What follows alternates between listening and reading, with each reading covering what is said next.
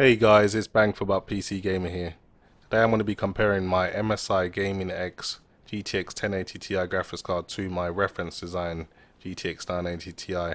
Now we already know what the winner would be under normal circumstances, so today I'm actually going to be running a little experiment. I'm going to be reducing the GTX 1080Ti's maximum power draw to 125 watts. I'll also be reducing the core clock by -400. Memory clock by -502.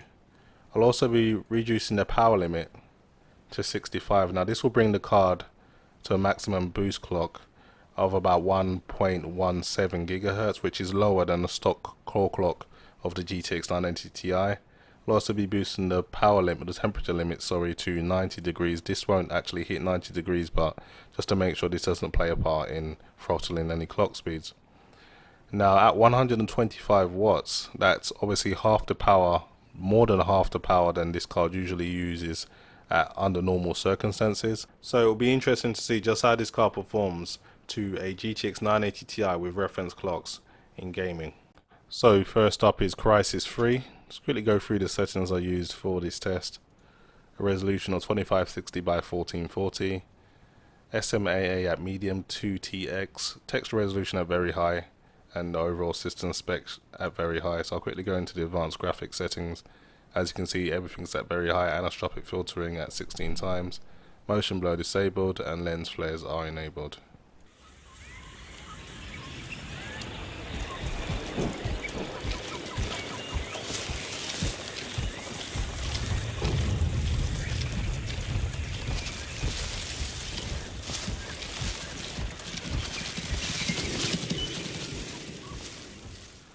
As you can see, the GTX 1080 Ti, even under these conditions, doing very well at this resolution and settings. Just for scale, I did say I would be comparing it to a reference design GTX 980 Ti, and these are my own results. I used to own a GTX 980 Ti, and I've done the benchmarks by the exact same method with the exact same settings, so there's definitely a lot of parity here. I'll actually link you to the video with the GTX 980 Ti performance so you can confirm that if you wish. Anyway, the GTX 1080 Ti scored an average in Crysis 3 of 72 frames per second and a minimum of 63.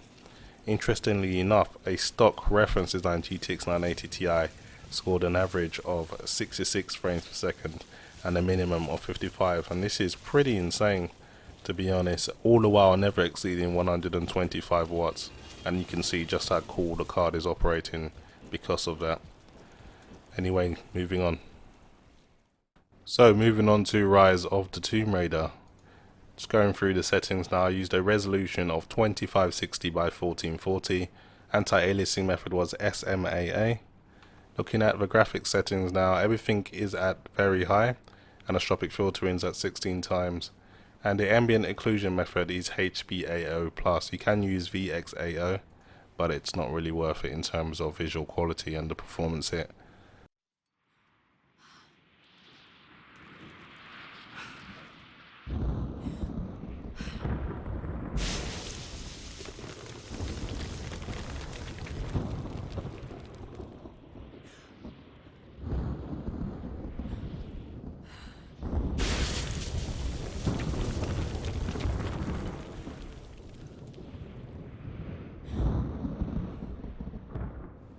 As you can see guys, even under reduced clocks, the GTX 1080 Ti is still performing pretty well, averaging 71 frames per second and a minimum of 37, while the GTX 980 Ti at stock clocks scored an average of 61 frames per second and a minimum of 40 frames, so pretty good, even with reduced clocks still managing to outpace a reference design GTX 980 Ti. Next up is Crysis 3. Just quickly go through the settings once more. I used a resolution of 2560 by 1440.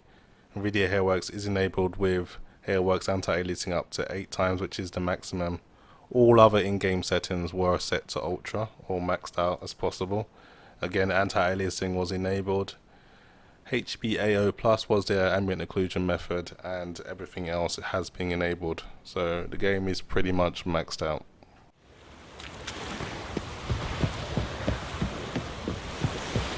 Long live out of it.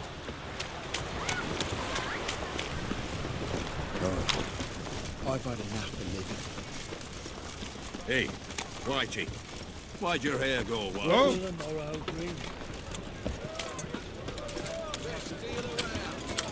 Come closer, don't be of everything. I'm knackered. Looking at the results now, and obviously the trend seems to continue. GTX 1080 Ti doing very well. Even with a maximum of 120 watts to work with, it's still able to push out 67 frames per second on average and a minimum of 62. While the GTX 980 Ti under normal circumstances pushing at 55 frames per second as an average and a minimum of 49. So very impressive stuff.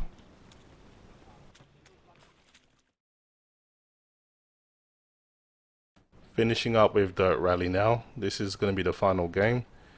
The settings I used for this test were a resolution of 2560 by 1440, multi-sample anti-aliasing was set to 4 times, and I also used the Ultra preset, and I just used the benchmarking node to conduct the test.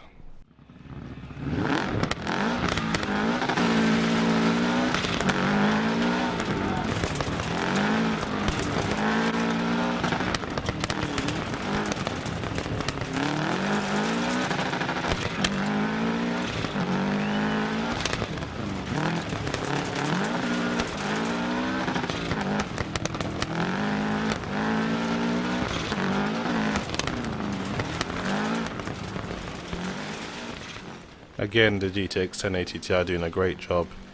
Getting an average of 110 frames per second and a minimum of 98, while the GTX 980 Ti scored an average of 92 frames per second and a minimum of 84. So that about wraps it up for the test, guys. Very interesting results. It was pretty awesome to see how great the GTX 1080 Ti still performs even at 1.1 gigahertz, and with a total power draw of 125 watts, still being able to beat out a GTX 980 Ti with reference clocks pretty comfortably. In terms of where this will be used practically, you could probably be for someone with a monitor of 2560 by 1440 who happens to have a 60 Hz refresh rate, and they just want to save a bit of power and keep their GTX 980 Ti a bit cooler. This would probably be one of the scenarios you could actually use underclocking or undervolting. Apart from that, just pretty awesome to see how well the card performs even with such low clocks, and keeps the card very cool indeed. Hopefully you guys have enjoyed the video, and as always, thanks for watching. The sky, we finna light it up. We ain't never coming down. See the people showing love. Say what's up when I'm around. They were saying it was love, but we see them in the crowd now. We too young to give a fuck. All we know is that for now. I said what's up